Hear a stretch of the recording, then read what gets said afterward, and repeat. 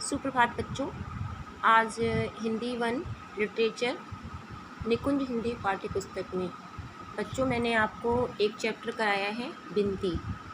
बिनती में आपकी ये कविता 8 लाइनों की ये कविता मैंने आपको लिखने के लिए दी थी और ये चित्र बनाने को भी दिया था।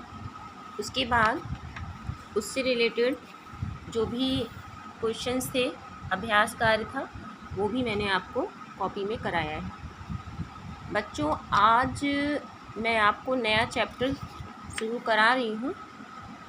मैं ये चैप्टर आपको सिर्फ रीड करने के लिए दूँगी, लेकिन बच्चों इसका जो पहले का चैप्टर है लेसन 1, उसका मैं टेस्ट लेने वाली हूँ। ठीक है, तो आप सभी उसके लिए प्रिपेयर हो जाएंगे और आज ये चैप्टर मैं आपको रीड कराऊंगी। तो सभी बच्चे अपनी पुस्तकें खोल लें और मेरे साथ साथ इस चैप्टर को पढ़ें। ओके बच्चों, देखिए बच्चों, यह एक कहानी है। अब कहानी सभी बच्चों को सुननी अच्छी भी लगती है। ठीक है, कहानी का नाम है दादी माँ। ये कहानी एक नेक और दयालु बूढ़ी औरत की कहानी है जो सभी की सहायता करने को सदा तैयार रहती है। एक बार वो जानबूझकर एक झूठ बोलकर सभी गांव वालों में दान करने की आदत बनाती है। ठीक है, मतलब झूठ बोलती है ताकि सभी जो गांव वाले हैं वो दान देने लगें, इस हैबिट को अपने अंदर डाल लें। चलिए इस कहानी को पढ़ेंगे। किसी गांव में विमला नाम की एक बूढ़ी औरत रहती थी। उस बूढ़ी औरत का क्या नाम था? विमला। बच्चों बहुत ध्यान से सुनिएगा, इसी से रिलेटेड आपके क्वेश्चंस होंगे जो आपसे पूछे जाएंगे। सभी उन्हें दादी माँ कहते थे। दादी माँ सबके सुख दुख की साथिन थी। साथी का साथिन होता है, ठीक है। मेल जो होता है उसे साथी बोलते हैं, और अगर फीमेल में है तो साथिन हो जाता है।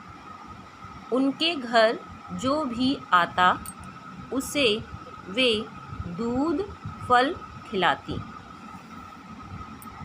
प्रेम से उसकी बातें सुनती, हर प्रकार से उसकी सहायता करती।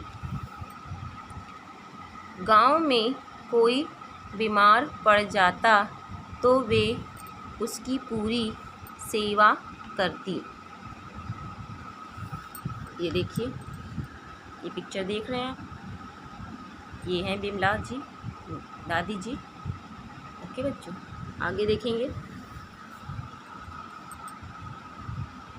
एक बार बातों ही बातों में उन्होंने एक आदमी से कहा, तुम मुकदमा जीत जाओगे। वह आदमी सच में मुकदमा जीत गया।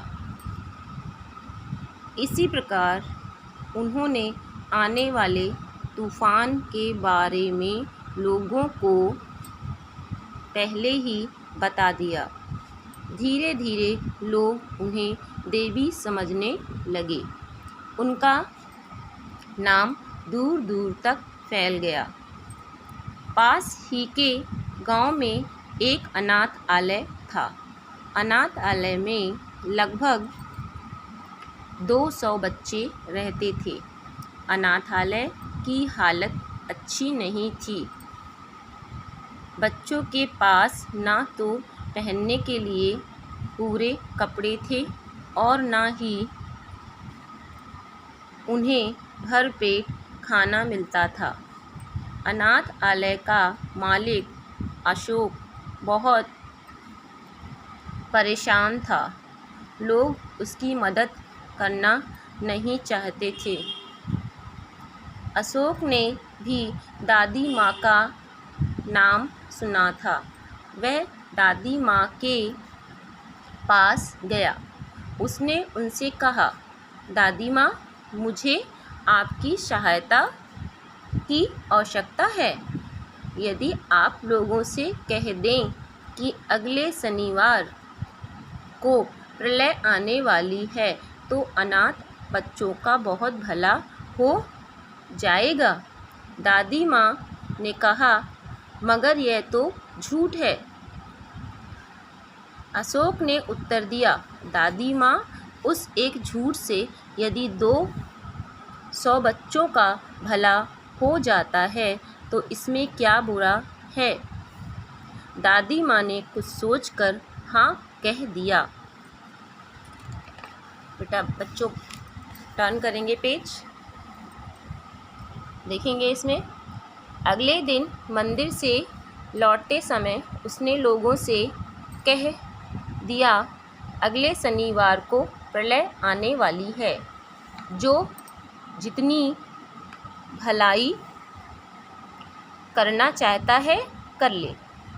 लोगों ने यह सुना तो चकित रह गए। जिसे देखो वही भलाई की बातें करने लगा। अनाथ आलय में अनेक लोग दान देने आए।